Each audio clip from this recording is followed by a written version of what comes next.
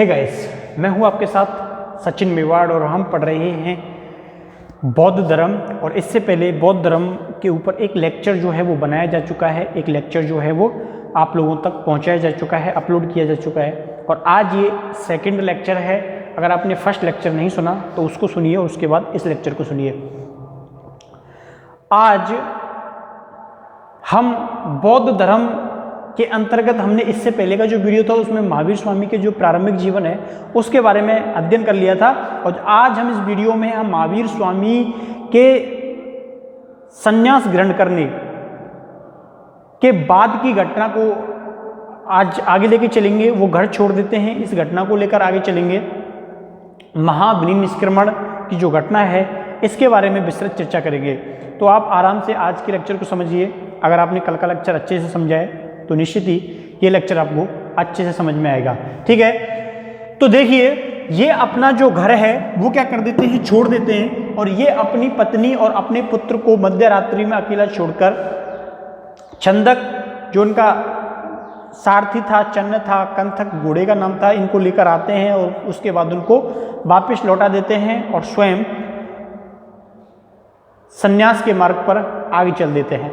ठीक है, तो इनके द्वारा आज हम यहां से शुरुआत करते हैं। इनके द्वारा संन्यास के मार्ग, इनके द्वारा संन्यास के मार्ग, इनके द्वारा संन्यास के मार्ग को अपनाया गया, संन्यास के मार्ग को अपनाया गया। ठीक है, अभी आप लोग इनको एक केवल सन्यासी के रूप में जान सकते हो। किसके रूप में जान सकते हो? सन्यासी के रूप में जान सकते हो। और ये जो घटना होती है घर से निकलने की, गृह त्याग की जो घटना है, उसको किस नाम से जाना गया है? महाविनिष्क्रमण के नाम से जाना गया है। किस नाम से जाना गया है? महाविनिष्क्रमण के नाम से जाना जाता है। तो ये जो घटना है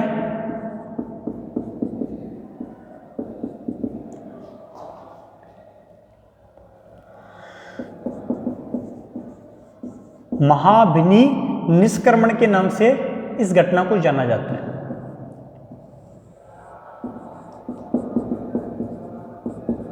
जो गृह त्याग की जो घटना है वो किस नाम से जानी जाती है? वो गृह त्याग की घटना महाविनिष्क्रमण के नाम से जानी जाती है। क्लियर? तो संन्यास के मार्ग को इनके द्वारा अपनाया गया और ये जो गृह त्याग की घटना है वो महाविनिष्क्रमण के नाम से जानी गई। अब इनके द्वारा ये जो घटना घटित हो जाती है, इसके बाद इनके बारे में एक बात जो बोली है वो किसके द्वारा बोली गई है? वो बात बोली गई है कौशाम्बी महोदय के द्वारा। और कौशाम्बी महोदय के द्वारा क्या बात बोली गई? कौशाम्बी महोदय के द्वारा एक मत अलग रखा गया।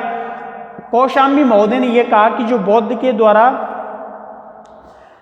गृह जो त्यागने की घटना है उसके पीछे कारण यह था कि उनका कोशीय नदी जल विवाद के कारण पड़ोसी राज्य के साथ विवाद होने वाला था और युद्ध अवश्य हो गया था। और बुद्ध जो है वो हिंसा करना नहीं चाहते थे, युद्ध करना नहीं चाहते थे, इसलिए इन्होंने घर जो है, गृह जो है वो त्याग दिया था। ठीक है, ये वो जल के ऊपर दो आपसी राज्यों के मध्य संघर्ष होने वाला था, तो इस कारण इन्होंने घर को त्याग दिया। तो कौशाम्बी ये मत रखते हैं, लेकिन बहुत सारे इतिहासकार इस मत को ठुकरा देते हैं कि ये सार्थक नहीं है कि उन्होंने युद्ध की वजह से घर त्यागा हो, हिंसा की वजह से घर त्यागा हो। तो उनकी जो मनोवृत्ति है वो प्रारंभ से ही इसी के लिए थी, क्योंकि वो बात उन्होंने अपने पुत्र के जन्म के समय पर ही बता दी थी कि मेरी जिंदगी में एक बंधन जो है वो और आ गया। तो संन्यास के मार्ग को इन्होंने अपनाया और ये जो संन्यास के मार्ग की जो घटना है वो महाविनिष्क्रमण के नाम से जानी जाती है। ठीक है, अब संन्यास के मार्ग को अपना लिया और ये आगे बढ़ते हैं। संन्यास के बाद जब ये आते हैं तो इनको एक चीज की आवश्यकता थी। क्या? ज्ञान की आवश्यकता थी। तो इन्होंने क्या किया? अपने घर को त्याग देने के बाद इन्होंने आलार कलाम जो होते हैं इनको अपना प्रथम जो है वो गुरु बनाया। ठीक है, क्या बनाया? गुरु बनाया। किसको बनाया?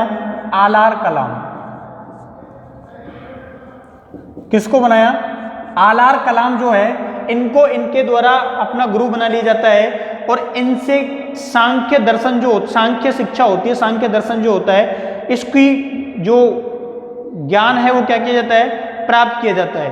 ठीक है, सांख्य दर्शन का ज्ञान प्राप्त किया जाता है, लेकिन इनकी इच्छाएं क्या हैं, शांत नहीं होती। तो आलार कलाम से किसका, सांख्य दर्शन, सांख्य दर्शन का ज्ञान प्राप्त किया, लेकिन इनकी जो इच्छाएं वो शांत नहीं होती। तो इसके बाद ये चले जाते हैं राजगृह। ठीक है, कहाँ चले जाते हैं, राजगृह चले जाते हैं। अब ये कहां पे आ गए, अब ये राजगृह आ जाते हैं, और राजगृह आने के बाद उद्रक रामपुत्र जो होते हैं इनको, इनके आश्रम में ठहर जाते हैं। ठीक है, इनके आश्रम में ठहर जाते हैं और इनसे ज्ञान प्राप्त करने का प्रयास करते हैं उद्रक पुत्र जो होते हैं, लेकिन इनकी जो इच्छाएं हैं वो शांत नहीं होती हैं। ठीक है, तो राजगृह आए और राजगृह आकर उद्रक रामपुत्र से इन्होंने सीखने का प्रयास किया, लेकिन इन्हें कोई सफलता नहीं मिली, निराशा हाथ लगी। कहने का मतलब सीधा यह है। उसके बाद भी इनकी जो मन की इच्छाएं हैं, इनकी क्या नहीं होती है, मन की इच्छाओं की शांति नहीं होती है। अब देखिए, जो अब देखो आप ये सोचोगे साहब इनके द्वारा तो सांख्य दर्शन की बात बोली गई थी। ठीक है, किसकी बात बोली गई, इनके द्वारा सांख्य दर्शन की बात बोली गई, लेकिन उद्रक रामपुत्र से क्या सीखा, इन्होंने इनको योग की शिक्षा दी थी। किसकी शिक्षा, योग शिक्षा। तो इनके द्वारा इनको कौन सी शिक्षा दी गई थी, तो इनके द्वारा इनको योग की शिक्षा दी गई। किसकी शिक्षा दी गई, योग की शिक्षा दी गई। और आलार कलाम के द्वारा कौन शिक्षा दी गई थी, तो आलार कलाम के द्वारा जो शिक्षा दी गई थी वो दी गई थी सांख्य दर्शन की। अब इनकी जो विचार हैं, इनके जो मन है उसको शांति प्राप्ति नहीं होती है, तो उसके बाद क्या करते हैं, उसके बाद ये आगे बढ़ते हैं और ऐसा बताते हैं कि इसी दौरान इनकी जो मुलाकात है वो किससे हुई थी, बिंबिसार से हुई थी। और बिंबिसार ने इनको ऑफर किया था कि आप हमारे यहाँ पद धारण कीजिए, कोई किसी विशेष स्थान पर हम आपको पद देंगे, लेकिन इसके द्वारा बिंबिसार को मना कर दिया जाता है। ये कहा जाता है कि अभी मुझे ज्ञान चाहिए। ठीक है, मुझे पद नहीं चाहिए, मुझे क्या चाहिए, ज्ञान चाहिए। और बिंबिसार इनसे प्रॉमिस करवाता है कि जब आपको ज्ञान मिल जाए, बिंबिसार नहीं जानता था किस प्रकार के ज्ञान की बात कर रहे हैं, तो जब तुमको ज्ञान मिल जाए तो तुम्हें हमारे राज्य ही वापस आना होगा, आपको वापस मगध ही आना होगा। ठीक है, तो ये बात जो है किसके द्वारा बोली गई, बिंबिसार के द्वारा बोली गई। ठीक है, तो नोट डाउन कर लीजिए, लिख लीजिए कि राजगृह, ठीक है, राजगृह आगमन के दौरान इनकी जो मुलाकात है वो बिंबिसार से होती है। बिंबिसार से होती है, किससे होती है, इनकी जो मुलाकात है वो बिंबिसार से होती है।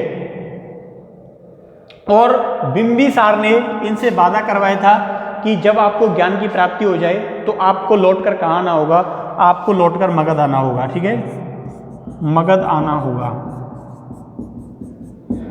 ये इनके द्वारा इनसे प्रॉमिस करवाया जाता है। ठीक है, अब देखिए बिंबिसार से इनकी मुलाकात हो गई और ये राजगृह आ गए, लेकिन जिस उद्देश्य की प्राप्ति के लिए आए थे वो चीजें इनको, वो जो ज्ञान है, जो नॉलेज है वो इनको नहीं मिली। तो उसके बाद ये कहाँ जाते हैं, ये गया जाते हैं। कहाँ जाते हैं, गया। कहाँ से, राजगृह से कहाँ चले गए, राजगृह से गया चले गए। अब ये जो गया है, यहाँ गया में एक जगह पड़ती है जिसको बोलते हैं उरुगबेला प्रदेश। क्या बोलते हैं, उरुगबेला प्रदेश। ठीक है, तो गया में उरुगबेला प्रदेश जो है, इस उरुगबेला प्रदेश में ये सेनापति ग्राम आए थे। कहाँ पे, गया आए, गया से उरुगबेला प्रदेश आए और यहां से सेनापति ग्राम कहां पे आ जाते हैं। देखो राजगृह है, राजगृह से गया, गया में उरुगबेला प्रदेश और उरुगबेला प्रदेश में सेनापति ग्राम जो है ये आ जाते हैं। और आ जाने के बाद यहाँ पर कुछ समय ठहरते हैं। अब इस सेनापति ग्राम में जब ये ठहर रहे थे तो उसी दरमियान इन्होंने तप जो होता है ना, साधना, तो साधना करने का क्या किया, यहाँ पर प्रयास किया। कहाँ पे, सेनापति ग्राम में। और यहीं पर किस नदी के किनारे ये सब कुछ करने का प्रयास किया था, तो निरंजना नदी के तट पर, ठीक है। अभी याद रखना है ज्ञान की प्राप्ति नहीं हुई है। तो इस सेनापति ग्राम ये आए, यहाँ पर उन्होंने तप करने का प्रयास किया। किस जगह पर? तो उस जो जगह, वो जो नदी है वो है निरंजना, निरंजना नदी। अब इसी निरंजना नदी के किनारे इनको 5 ब्राह्मणों से क्या होती है? 5 ब्राह्मणों से मुलाकात होती है, ठीक है। किससे मुलाकात होती है? तो 5 ब्राह्मणों से मुलाकात होती है और ये उनके संपर्क में आ जाते हैं। जब ये उनके संपर्क में आ जाते हैं तो ब्राह्मणों के जिन ब्राह्मणों से इनकी मुलाकात हुई थी, उन ब्राह्मणों की बात उन्होंने सुनी, उनको समझा, तो उनके द्वारा इनको बताया गया कि तुम्हें क्या करना है? तप करना है। और तप कैसे करना है? कठोर तप करना है, ठीक है। तो इसी बात को ये क्या कर लेते हैं? मान लेते हैं और उनके साथ कठोर तप जो है वो करने लग जाते हैं, ठीक है। करते थे, वो भी करते थे, ये भी करते थे। लेकिन इसी दरमियान यहाँ सेनापति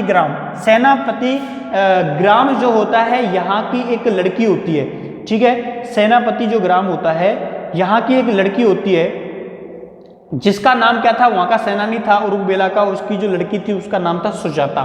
अब ये सुजाता क्या करती है? इनको तपस्या के दौरान, जब ये तपस्या किया करते थे तो इस दौरान आहार देती है, खाने को देती है, और ये क्या कर लेते हैं? उस आहार को खा लेते हैं, ठीक है। तो वो जो लड़की थी सुजाता, क्या नाम था? सुजाता थी।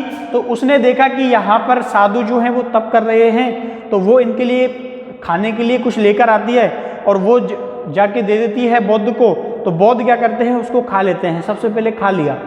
अब वो बाकी के साधु थे, वो तप में लीन थे। जब उन्होंने बताया तो बुद्ध ने बताया उनको, देखो ये एक लड़की है सुजाता, ये खाने के लिए लाई है सबके लिए, आप लोग खा सकते हो। तो वो ब्राह्मण जो थे, वो जो ऋषि थे, वो गुस्सा हो गए बुद्ध से कि तुम तप में हो, ठीक है, हमको इनके जो कहते हैं ना कि मिष्टावान जो आहार हैं इनसे दूर रहना है, हमें सादा जीवन व्यतीत करना है, ठीक है, तप तपस्या करनी है, हमें वो खाना नहीं खाना, वो आहार नहीं खाना। तो इस बात पर वो बुद्ध से नाराज होते हैं और बुद्ध का साथ छोड़ते हैं और बोलते हैं कि ये जो काम है वो तुम्हारे बस का नहीं है, ठीक है, अभी तुमने पूरी तरह से जो मोह माया है वो नहीं त्यागी। तो इसलिए बुद्ध का साथ छोड़कर चले जाते हैं। अब बुद्ध जो है, बुद्ध खुद सोच रहे थे यार क्या हो गया, खाना खा लिया। तो अब ये यहीं पर रुक जाते हैं, उनके जो साथी 5 ब्राह्मण थे वो उनको छोड़कर चले जाते हैं। अब बुद्ध जो थे वो इसी जगह उरुकबेला प्रदेश सेनापति ग्राम निरंजना जो है वो यहीं पर ठहरे हुए थे, ये कहीं नहीं गए। इनके साथी जो ब्राह्मण थे वो यहाँ से सारनाथ चले जाते हैं। अब इन्होंने क्या किया, यहाँ पर रुक गए और यहीं पर ध्रुव समाधि जो है वो लगा ली। कैसी समाधि? ध्रुव समाधि जो है इन्होंने यहाँ पर धारण कर ली। तो सुजाता से ये लिख लीजिए पूरी लाइन, सुजाता से खाने का तो क्या आहार प्राप्त किया, आहार प्राप्त किया। और इन्होंने जब उससे आहार प्राप्त किया तो इससे क्या होता है, जो बाकी के ब्राह्मण थे, ठीक है, 5 ब्राह्मण, बाकी के जो 5 ब्राह्मण थे उनके साथ मतभेद हो जाता है और वो बुद्ध को छोड़कर कहाँ चले जाते हैं? सारनाथ चले जाते हैं। इसके बाद इन्होंने कहा था तब तो मैं करूँगा, ज्ञान तो मुझे प्राप्त करना है। तो उसके बाद ये क्या करते हैं? ध्रुव समाधि धारण करते हैं, ठीक है। कौन सी समाधि धारण करते हैं? तो ध्रुव समाधि। ध्रुव समाधि जो है वो इनके द्वारा धारण की जाती है और ये इसी साधना में क्या करते हैं? तप करते हैं। अब देखिए इन्होंने निश्चय किया कि अब तो मुझे क्या है, ज्ञान की प्राप्ति करनी है और जब तक मुझे ज्ञान प्राप्त नहीं हो जाएगा तब तक मैं अब कुछ नहीं करूंगा। तो बताते हैं कि इन्होंने इसी निरंजना नदी के किनारे, इसी उरुकबेला प्रदेश में इन्होंने क्या किया? दिन रात तप किए, ठीक है, 7 दिन तक लगातार तप किया। और 8वें दिन वैशाख पूर्णिमा, तो मैंने जब लेक्चर स्टार्ट किया था तब बताया था कि वैशाख पूर्णिमा का बहुत ज़्यादा महत्व है और वैशाख पूर्णिमा को ही इनको क्या हुई थी? ज्ञान की प्राप्ति हुई थी। तो इनको 7 दिन तक, ये बात लिख लेना, 7 दिन तक क्या किया इन्होंने? अखंड तप किया, दिन रात तप किया। और 8वें दिन यानी कि 35 वर्ष की उम्र में इनको क्या हो जाती है? ज्ञान की प्राप्ति हो जाती है, ठीक है। लिख लेना भले ही बैसाख पूर्णिमा को, बैसाख पूर्णिमा को 35 वर्ष की उम्र में, ठीक है, वो पता तो वही है, निरंजना नदी के किनारे, तो 35 वर्ष की उम्र में ज्ञान की प्राप्ति हो जाती है, ज्ञान की प्राप्ति हो जाती है। किसकी प्राप्ति हो जाती है? तो बैसाख पूर्णिमा को 35 वर्ष की उम्र में इनको ज्ञान की प्राप्ति हो जाती है। ठीक है, आप लोग इसको लिख लीजिए, उसके बाद इसको मिटा देते हैं ना, तो आप इसको लिख सकते हो। तो बैसाख पूर्णिमा को 35 वर्ष की उम्र में इनको क्या हो जाती है? ज्ञान की प्राप्ति हो जाती है। अब देखिए इसके बाद, अब इसके बाद देखिए, मिटा दें इसको। तो आलार काला सबसे ये आए, इनसे एजुकेशन ली, राजगृह गए, रामपुत्र से शिक्षा ली, उसके बाद ये यहाँ पे इनकी मुलाकात बिंबिसार से होती है, बिंबिसार से मगध आने का प्रॉमिस करवाते हैं। ठीक है, उसके बाद ये उरुकबेला चले जाते हैं, निरंजना नदी के किनारे 5 ब्राह्मण मिलते हैं, 5 ब्राह्मणों के साथ कुछ दिन तप किया था, लेकिन सुजाता के हाथों ये आहार ले लेते हैं, खाना ले लेते हैं। बुद्ध ने कहा था अगर कोई प्रेम से लेकर आया उसको लौटाना कहाँ उचित है। ठीक है, तो बैसाख पूर्णिमा को 35 वर्ष की उम्र में क्या प्राप्त हो जाती है? इनको ज्ञान की प्राप्ति हो जाती है।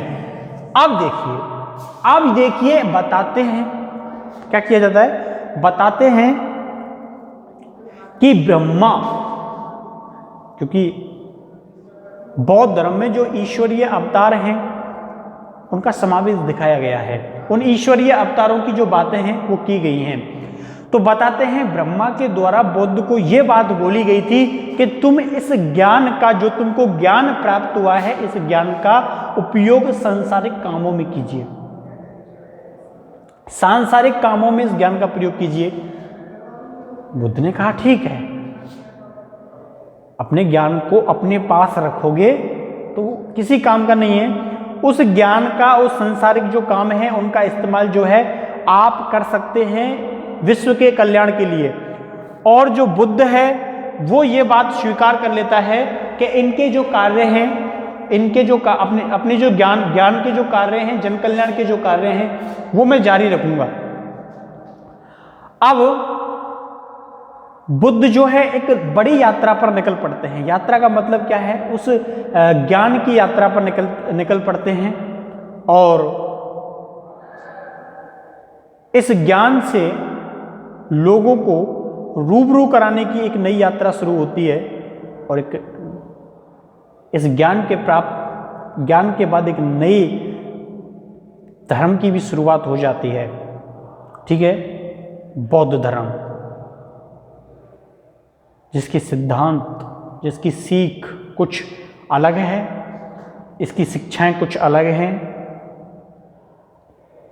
तो अब देखिए बताते हैं कि जब इनको ज्ञान की प्राप्ति हो जाती है, जब इनको ज्ञान की प्राप्ति हो जाती है, ठीक है, जब इनको ज्ञान की प्राप्ति हो जाती है तो देखिए इनको जब ज्ञान की प्राप्ति हो जाती है तो उस ज्ञान की प्राप्ति हो जाने के पश्चात में 2 बंजारे होते हैं। ठीक है, क्या होते हैं? दो बंजारे होते हैं। उन 2 बंजारों को इनके द्वारा सबसे पहले क्या दिया गया? ज्ञान दिया गया। ठीक है, आपसे पूछा जा सकता है कि किसको सबसे पहले ज्ञान दिया था, किसको सबसे पहले इन्होंने नॉलेज दी थी? तो सबसे पहले 2 बंजारे होते हैं। ठीक है, कौन कौन से 2 बंजारे थे? लिखिए, 2 बंजारों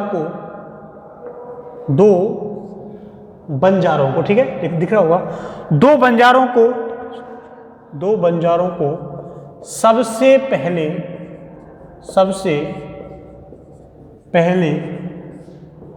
ज्ञान दिया गया। ये जो 2 बंजारे थे, इन 2 बंजारों का नाम था, एक का नाम था तपस्य और एक का नाम था मलिक। एक का नाम था मलिक, एक का नाम था तपस्य। तपस्य मलिक, मलिक तपस्य, तपस्य, ऐसे 1-2 बार बोलो, तपस्य मलिक, नाम याद हो जाएंगे। ठीक है, तो ये 2 बंजारे थे, एक का नाम था तपस्य ठीक है, और एक का नाम था मलिक। ठीक है, मलिक नहीं है, मलिक है, दो ला हैं, और इधर तपस्य है। तो तपस्य और मलिक के नाम के दो बंजारे जंगल से गुजर रहे थे निरंजना नदी के किनारे। इन्होंने महात्मा बुद्ध को देखा इतने घने जंगल में, नदी के किनारे अकेले एकांतवास में। तो वो तो अपने बेचने के लिए जा रहे थे सामान वहां से, तो उन्होंने रुके बुद्ध के पास। तो बुद्ध ने उनसे बातें की, और बातें की तो उनके मन में वो बातें बैठ गई। ठीक है, तो उन्होंने कहा था कि और बताओ। वो सुनना उन्होंने शुरू किया, और उनका समय पता नहीं कैसे गुजर गया, ऐसी तीव्र गति से वो बातों में लीन हो गए। और उन्होंने कहा था कि बस हमें यही तो चाहिए था। तो तपस्य और मलिक नाम के दो बंजारे होते हैं। इन दो बंजारों को बुद्ध के द्वारा सबसे पहले जो है वो ज्ञान दिया गया था। देखिए, बातें किसकी अच्छी लगे वो आपके मन के ऊपर होता है, तुम्हारे ऊपर भी नहीं होता कि आप हर किसी को पसंद कर लें। ठीक है, आपका मन जो चाहेगा। तो वो जैसे तपस्या और मलिक बन जा रहे थे, उन्होंने सुबह सोचा भी नहीं था कि हमारी मुलाकात बौद्ध से होगी और बौद्ध की बातें हम सुनेंगे जाके, और जिंदगी में एक नया मूड आ जाएगा। तो इसलिए मन होता है, मन को किसकी बातें अच्छी लगे, किस चीज़ को सुनना मन पसंद करे। आपको कोई पकड़ के जबरदस्ती नहीं ठोक लग, ये सुन, ये अच्छा रहेगा सुन, तो आपका मन अगर अच्छा नहीं लगता तो वो भले ही कितना ही जोर लगा ले, वो आपको पसंद चीज़ नहीं आएगी। ठीक है, इसलिए मन का जो पसंद की चीज़ होती है ना, वो करना जरूरी होता है। कभी भी अपने आप को किसी दूसरी चीज़ से कनेक्ट करना, मन को नहीं बाता। किसी को कोई चीज़ पसंद है, ठीक है, कोई इंसान जो है वो खेती करके किसान बन के बहुत पसंद है।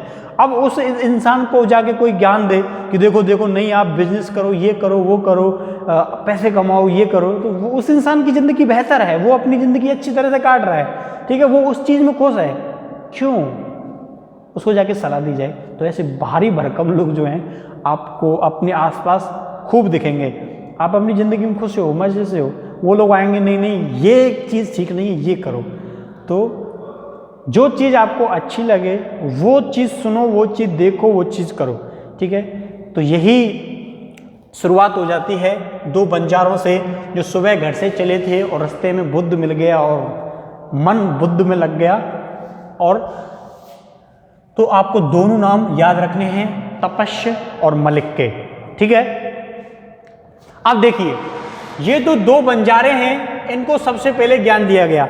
अब यहां पर क्या आता है, एक ट्विस्ट आता है।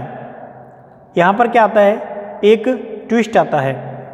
ट्विस्ट ये आता है कि ये जो थे जिनसे इन्होंने शिक्षा प्राप्त की थी, एक था आलार कमाल और दूसरा था रामपुत्र। ठीक है, इन दोनों को शिक्षा देना चाहते थे ये, यानी कि जिनसे शिक्षा ली थी उन्हीं को शिक्षा उपदेश देना चाहते थे कि देखो मैंने क्या सीखा है, मेरे विचार कहाँ तक सही हैं। उन्हीं के पास वापस जाना चाहते थे, उनको सामने अपनी प्रेजेंटेशन देना चाहते थे, उनको बताना चाहते थे देखो देखो मैंने जो सीखा है वो सही है क्या। लेकिन दुर्भाग्य से उन दोनों की मृत्यु हो जाती है। जब तक बुद्ध को ज्ञान की प्राप्ति हुई थी तब तक आलार कलाम और जो रामपुत्र थे दोनों की मृत्यु हो गई थी। उन्हें ये सुनना दुख हुआ। मैं बताना चाहता था उनको, बताना इसलिए नहीं चाहता था कि देखो मुझे कोई बड़ा काम, उसके लिए बताना चाहता था कि मेरे विचारों को सुनो कहाँ तक सही है। उसके बाद ये अपना जो रुख है, उसके बाद ये जो अपना रुख है वो किस ओर कर लेते हैं, तो ये सारनाथ की ओर कर लेते हैं। किसकी ओर कर लेते हैं, सारनाथ की ओर कर लेते हैं। और सारनाथ में ऋषिपत्तनम के मृगदब को ये जाते हैं और वहां जाने के बाद इनकी मुलाकात होती है उन्हीं 5 साधुओं से जो उनको छोड़ कर आ गए थे। इन्होंने जो आहार लिया था, इन्होंने जो खाना खाया था, उसके ऊपर क्रोधित होकर ये उनको छोड़ के आ गए थे। उनसे जाके वापस मिले। अब जब वापस मिले तो थोड़े हिचके वो कि फिर आ गया, लेकिन जब उन्होंने बुद्ध की बातें सुनी तो बोले इसको क्या हो गया, वे अब भी तो छोड़ के आए थे इसको कुछ सप्ताह पहले, और ये क्या हो गया, ये कहां से आ गई इतनी सारी नॉलेज इसके अंदर, ऐसा कौन सा इसको गुरु मिल गया कि ऐसी बड़ी बड़ी बातें कर रहा है। उन्होंने उनको सुना, अचंभित हो गए, क्या है ये, ठीक है। आप लोग सोचो, आपका कोई मित्र जो आपके साथ दिन रात घूमता है, वो आपके साथ है, आपको पता होता है अपने मित्र के बारे में, इसकी कैसी नॉलेज है, कहाँ तक इसकी बौद्धिक क्षमता है, लेकिन वो आपसे 15 दिन बाद मिले और बड़ी बड़ी बातें करे, यूरोप की country, America, economics condition bye, आप कहोगे इसको क्या हो गया है, ठीक है। आप उसे अजीब तरीके से देखोगे, कई भाषाएं बोलने लगे वो, ये मैं कल्पना कर रहा हूँ। ऐसी ही जो अचंबा है उन ब्राह्मणों को हुआ, क्या हो गया इसको। उन्होंने उसको सुना फिर कई दिनों तक, और सुनने के बाद उसी से क्या ले ली, शिक्षा ले ली, ठीक है। तो सारनाथ जो है, इस सारनाथ में इन्होंने वो जो ब्राह्मण इनको छोड़कर आ गए थे, उन ब्राह्मणों को क्या किया, पहला धर्मोपदेश दिया। लिखना है, हाईलाइट करके लिखना है, महत्वपूर्ण है, ठीक है। तो सारनाथ में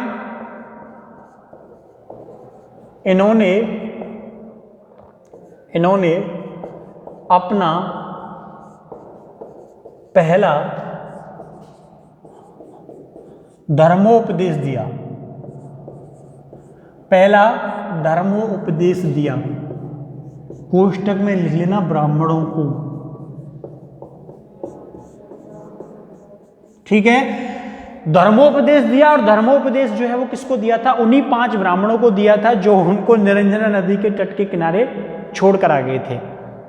किस बात के ऊपर, खाना खा लिया था, इस बात के ऊपर, ठीक है। तो ब्राह्मणों को उपदेश दिए, बाद में फिर इनके पास आए, सारनाथ में इनकी मुलाकात होती है, सुनते हैं, अच्छा लगता है। और ये जो धर्मोपदेश दिए गए थे, इस धर्मोपदेश को प्रथम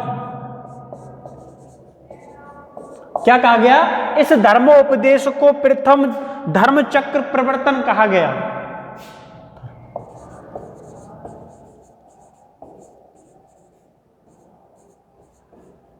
प्रथम धर्मचक्र प्रवर्तन कहा गया। कई एग्जाम में मैंने ये देखा है क्वेश्चन, एक एग्जाम में आया था कि बुद्ध के द्वारा प्रथम धर्मोपदेश कहाँ दिया गया था। शब्दों को ध्यान रखना है, धर्मोपदेश कहाँ दिया गया, सारनाथ में दिया गया। सबसे पहले शिक्षा किसको दी, 2 बंजारों को दी थी। तो दोनों शब्दों का मतलब समझना है, ठीक है। क्वेश्चन पूछ ले कि प्रथम धर्मोपदेश कहाँ दिया, कहीं ठोक दो निरंजन नदी किनारे दिया था, सब नहीं, सारनाथ में दिया था, ठीक है। तो दोनों शब्दों का अंतर अलग है। सबसे पहले तपस्या और मलिक को शिक्षा दी, लेकिन धर्मोपदेश जो है वो किसको दिया था, उन ब्राह्मणों को दिया। और ये जो प्रथम घटना है वो प्रथम धर्मचक्र प्रवर्तक के नाम से जानी जाती है। 1-2 बार अभी बोल लो सुनते सुनते, ठीक है। अब देखिए, ये घटना काफी प्रसिद्ध थी, और इसी के आधार पर ये जो धर्म है उसकी जो आधार है, जो आधारशिला है, एक प्रकार से आप इसे मान सकते हो। अब आगे क्या होता है, एक बात इसको ये बोली गई, बाद में बोली गई, उसके बाद तो नहीं, कि इन जो ब्राह्मणों को जो उपदेश दिए गए थे, इन ब्राह्मणों को जो उपदेश दिए गए थे वो हीनयान के उपदेश थे। यानी कि जो हीनयान समर्थक हैं, हीनयान और महायान शाखाएं आपको अभी आने वाले समय में पढ़ोगे अब, तो हीनयान तरह की जो विचारधारा है वो उनको दी गई थी, ऐसा मानते हैं, ठीक है। इन ब्राह्मणों को जो शिक्षा दी थी वो हीनयान संप्रदाय की शिक्षा दी थी। किसकी शिक्षा दी थी, हीनयान संप्रदाय की शिक्षा जो है इन ब्राह्मणों को दी गई थी। ये घटना प्रथम धर्मचक्र प्रवर्तन के नाम से जानी जाती है। देखिए, इसके बाद एक यश नाम का एक राजा का श्रेष्ठ पुत्र होता है। वो उनसे क्या करता है, शिक्षा ग्रहण कर लेता है, ठीक है।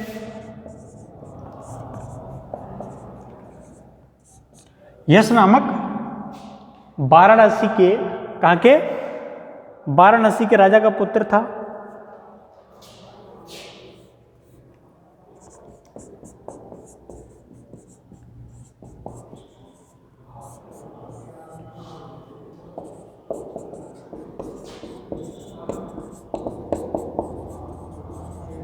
प्रवज्ञा ग्रहण की, क्या ग्रहण की, प्रवज्ञा, ठीक है। तो बौद्ध से यश ने, वाराणसी का शासक के ज्येष्ठ पुत्र था ये, इसके द्वारा ग्रहण की जाती है। अब देखो इसी दरमियान इनकी जो मुलाकात होती है, इसी दरमियान इनकी मुलाकात होती है भद्र से, ठीक है, इन्हीं की मुलाकात होती है भद्र से। भद्र जा रहे थे, 30 लोग उनके साथ थे। कितने लोग? 30 लोग जो है वो भद्र के साथ थे, और 30 के 30 व्यापारी थे, धनी थे। रास्ते में बुद्ध मिले।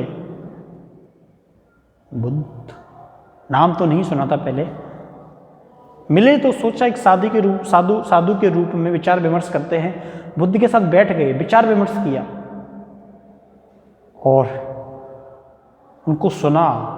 सुनने के बाद उनके पीछे चल दिए, बोले यही जीवन है आगे का, ठीक है। तो बौद्ध की मुलाकात भद्र से 30 अन्य लोगों के साथ होती है। 30 अन्य लोगों के साथ होती है, ठीक है। 30 जो अन्य लोग थे वो धनी व्यापारी थे, वो भद्र के साथ जा रहे थे, और इन्हीं के साथ इनकी क्या होती है? मुलाकात होती है, ठीक है।